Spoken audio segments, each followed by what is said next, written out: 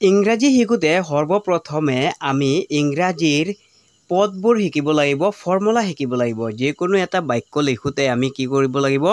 প্ৰথমে আমি তাৰ ফৰ্মুলাটো, তাৰ সূত্ৰটো জানিব লাগে। গতিকে আজি মই তোমালোকক ইংৰাজীৰ পদবোৰ শিকাম। বুজি পাইছানে? ইংৰাজীত পদ আছে 8টা আৰু অসমীয়াত হ'লগৈ মাত্ৰ 5টা। গতিকে ইংৰাজীৰ পদবোৰ শিকাম আৰু সেই পদৰ অসমীয়াত কি কোৱা হয় তাক শিকাম। গতিকে তোমালোকে নিজৰ নিজৰ বহি লৈ ইয়াৰ পৰা লিখি ল'বা আৰু পিছত তোমালোকে শিকিবা দেই। তেতিয়া মই তোমালোকক প্ৰথমে দি আছোঁ, চোৱা দিছোঁ। নাউন 1 নম্বৰ হ'লগৈ নাউন, 2 নম্বৰ হ'লগৈ প্ৰনাউন। তোমালোকে জানিব পৰা নিশ্চয়, কিন্তু মই ইয়াৰ অৰ্থটো বুজাই দিম, বুজিছানে?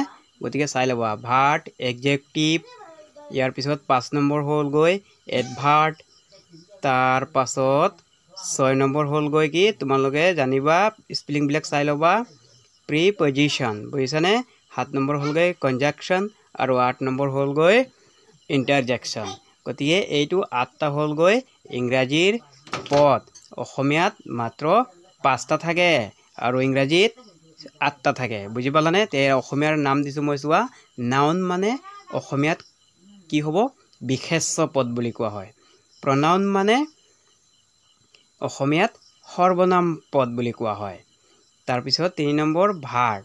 ভাৰ্ব মানে ইংৰাজীত, ভাৰ্ব অসমীয়াত ক্ৰিয়াপদ। বুজি পাইছানে? ইয়াৰ কামবোৰ মই তোমালোকক শিকাই দিম। এডজেক্টিভ মানে বিশেষণ পদ, বিশেষণৰ কি কাম কৰে এইবোৰ শিকাম দেই।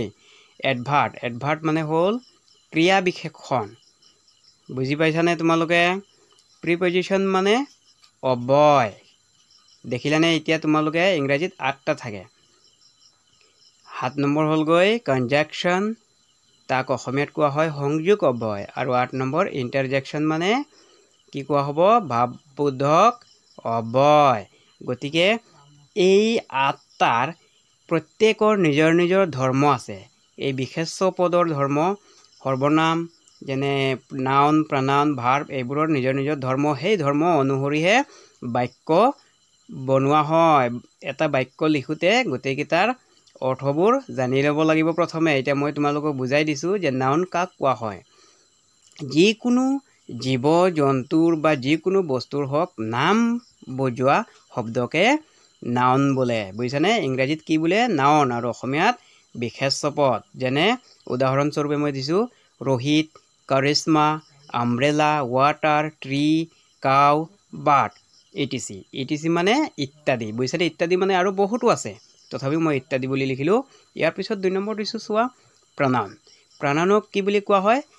নাউন বা নাম, অসমীয়াত নাম, তাৰ সলনি সেই ঠাইত, অৰ্থাৎ নামৰ সলনি সেই ঠাইত ব্যৱহাৰ কৰা শব্দকে প্ৰনাউন বোলা হয়।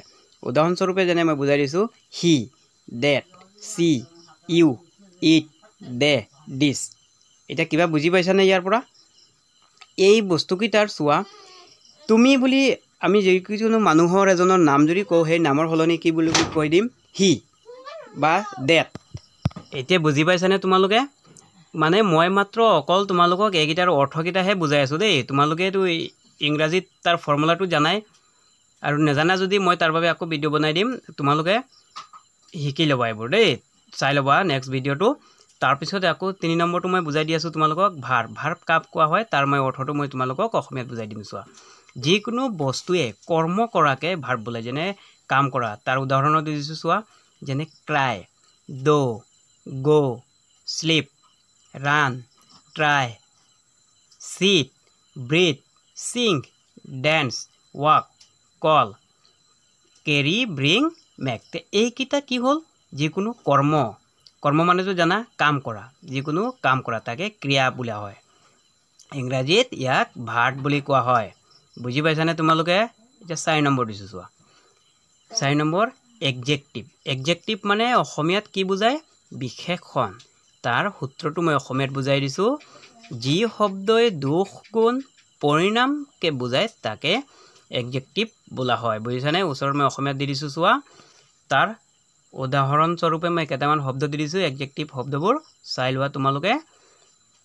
বিগ, স্মল, টল, শ্বৰ্ট, আপন, টপ, হট, কুল হেপি সেড এইবোৰ কি বস্তু এইবোৰ হ'ল গৈ এডজেক্টিভ যেনে তাৰ গুণ একোটা বাক্যৰ শব্দৰ গুণ হয় তাৰ অসমীয়া অৰ্থটো তোমালোকে জানাই নিশ্চয় বিগ মানে ডাঙৰ স্মল মানে সৰু এইবোৰ জানাই হয় নহয় নাজানা যদি মোৰ ভিডিঅ' আছে তোমালোকে চাই ল'বা শব্দ অৰ্থ ভিডিঅ' বনোৱা আছে অসমীয়াত তাৰপিছত দিছো চোৱা 5 নম্বৰ এডভাৰ্ট এডভাৰ্ট মানে কি জানানে এডভাৰ্টৰ অসমীয়া অৰ্থ হ'ল ক্ৰিয়া বিশেষণ বুজি পাইছানে এতিয়া তোমালোকে ক্ৰিয়া বিশেষণ কাক কোৱা হয় ক্ৰিয়া আৰু বিশেষণৰ পদৰ দোষ গুণ বা অৱস্থা বুজোৱা শব্দকে এডভাৰ্ট বোলা হয় ইংৰাজীত এডভাৰ্টক অসমীয়াত কোৱা হয় ক্ৰিয়া বিশেষণ যেনে তাৰ উদাহৰণ স্বৰূপে মই কিছুমান শব্দ দি দিছো চোৱা slowly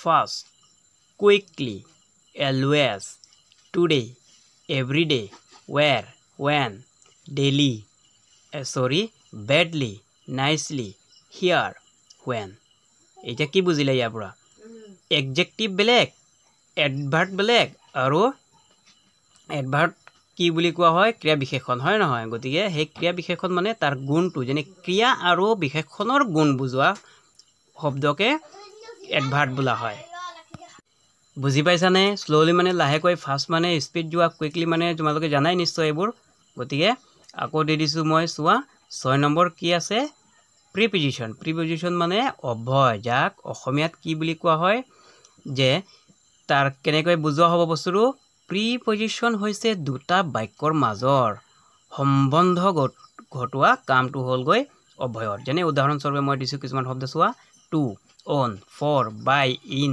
but with into above at of and from বুজি পাইছানে এইকেইটা কি বুজি পালা যিকোনো মই ইয়াৰ বাবে এটা তোমালোকক নেক্সট ভিডিঅ'ত একেটা পদৰ মই এটা বাক্য বুজাই দিম দেই এটা এটা ভিডিঅ'ত গোটেইখিনি দিব নোৱাৰিম যে 7 নম্বৰ চাই লোৱা কনজাংশন মানে যোজক অব্যয় কাক কোৱা হয় যে কনজাংশনৰ কামটো কি জানানে দুটা বা তাতোকৈ বেছি বাক্যৰ ভিতৰত সংযোগ কৰা যেনে উদাহৰণ স্বৰূপে দিছো চোৱা if that or but বুজি পালানে মই পিছৰ ভিডিঅ'ত তোমালোকক একেটা শব্দৰ বাক্য মই দি দিম একেটা পদৰ মই বাক্য দি দিম দেই এতিয়া চোৱা 8 নম্বৰ হ'ল গৈ ইন্টাৰজেকশন মানে ভাৱবোধক অব্যয় যাৰ অৰ্থ হ'ল কি বুজাব ইয়াৰ কাম কি যি শব্দই এটা বাক্যৰ মনৰ ভাৱ প্ৰকাশ কৰে তাক ইন্টাৰজেকশন বোলা হয় যেনে মই উদাহৰণ স্বৰূপে কেইটামান শব্দ দি দিছো চোৱা হুৰৰা